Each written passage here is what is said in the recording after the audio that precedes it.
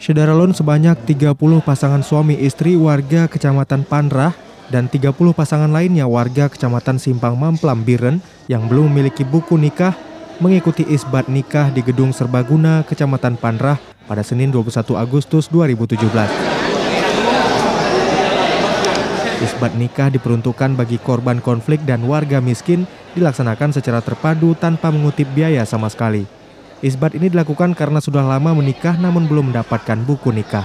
Kami menikah tanggal 16 bulan 7 2003 karena waktu konflik ada buku nikah. Apakah itu menyangkut akte, apakah itu menyangkut kakak, itu semuanya setelah adanya isbat nikah, adanya buku nikah secara resmi, kita akan memproses segala sesuatu yang menyangkut dengan arti kependudukan. Dalam sidang isbat ini membawa 2 orang saksi yang mengikuti sidang langsung di tempat isbat nikah.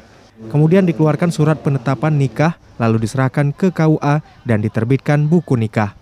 Dari Biren, Yusmandit Idris, Serambi On TV.